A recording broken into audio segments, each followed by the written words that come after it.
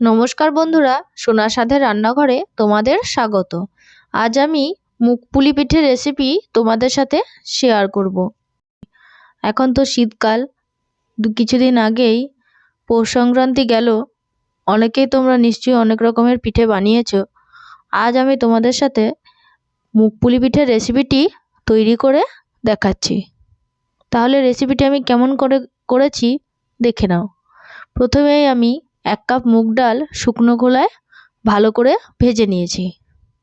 বেশি একটা ভাজাও হবে না, আবার হালকা লালচে হবে। তারপর আমি মুগ পুলির জন্য এই ডালটাকে এমনভাবে জল দিয়ে পরিষ্কার করে ধুয়ে নিলাম। ধোয়ার পর আমি ডালটাকে খুবই কম জল দিয়ে সেদ্ধ করব, মানে ডালটা সেদ্ধও হয়ে যাবে, আবার একটু জলও থাকবে না। ডালটা আমি মোটামুটি 15-20 মিনিট ধরে এভাবেই সেদ্ধ করে নিয়েছি। এরপর আমি ডালটাকে একটা হুইস্কের সাহায্যে ভালো করে ফেটিয়ে নিচ্ছি। এবার ভালো করে এটা ম্যাশ হওয়ার পর আমি এর মধ্যে চাল গুঁড়ো দিয়ে মণ্ডটা তৈরি করে নেব। গ্যাসের ফ্লেমটা আমি একদম লোতে রেখেছি। এইভাবে আমি অল্প অল্প গুঁড়ো চাল দিয়ে, আতপ চালের গুঁড়ো আমি ব্যবহার করেছি, এটা দিয়ে ভালো করে মণ্ডটা আমি তৈরি করব। যখনই মণ্ডটা কড়াই থেকে প্রায় ছেড়ে ছেড়ে আসবে, তখন আমি গ্যাসটা বন্ধ করে 5 মিনিট ঢেকে রেখে দেব। দেখো আমার মণ্ডটা প্রায় তৈরি হয়ে গেছে। এবার আমি গ্যাসটা অফ করে ঢাকা দিয়ে রেখে দেব। মণ্ডটা বেশি শক্তও হবে না, আবার একদম নরমও হবে না।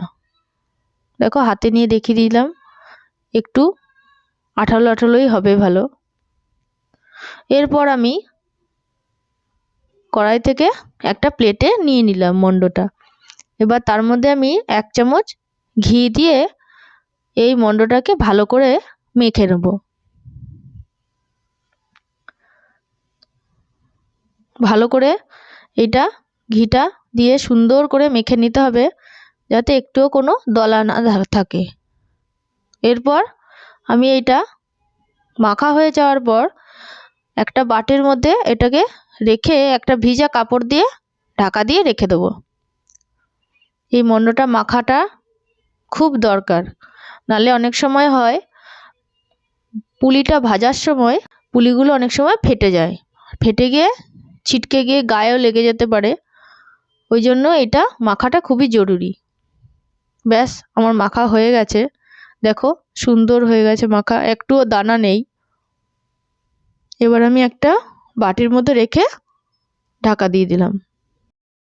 এরপর আমি পুলির জন্য যে পুরটা বানিয়েছিলাম, সেই পুরটা আমি নিয়ে নিচ্ছি। পুরটা আমি আগেই বানিয়ে নিয়েছিলাম।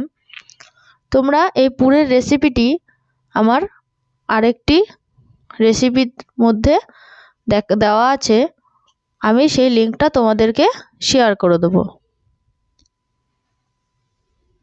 নারকেল আর দুধ দিয়ে আমি এই ক্ষীরের পুলিটার পুরটা তৈরি করেছিলাম। এবারে একটা প্লেটের মধ্যে অল্প একটু ঘি নিয়ে নিলাম, এটা আমি হাতে মাখিয়ে নেব। তারপর মুগ ডালের মণ্ডটা থেকে ছোট করে লেচি নিয়ে গোল বাটির মতো তৈরি করে নেব। তারপর ভেতরে আমি নারকেলের পুরটা ভরে মুখটা ভালো করে মুড়িয়ে দেব। হাত দিয়ে একটু লম্বা শেপের আকার দিয়ে দেব। এইভাবে আমি সব পুলিগুলো আগে বানিয়ে নেব।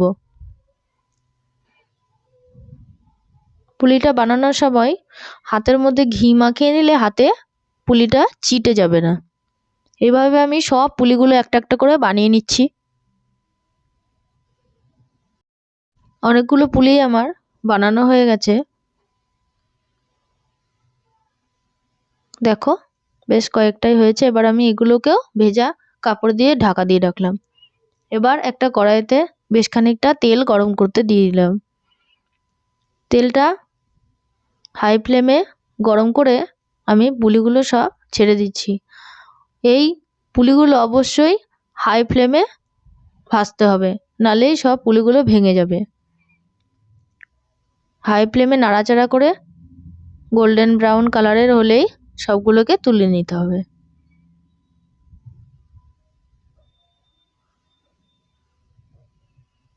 ব্যাস, আমাদের পুলিগুলো প্রায় তৈরি হয়ে গেছে। এই দেখো, এরকম কালার হলেই সব পুলিগুলো তুলে নেব। অন্যদিকে আমি আরেকটি কড়াইয়ের মধ্যে রস তৈরি করার জন্য বসিয়ে দিয়েছি। 2 কাপ চিনি আর 1 কাপ জল গরম করে আমি এই রসটি তৈরি করতে বসিয়েছিলাম। এর মধ্যে কিছু দিয়ে দিয়েছিলাম এলাচ। রসটা বেশ আঠালো হয়ে আসলেই গ্যাসটা বন্ধ করে দেব।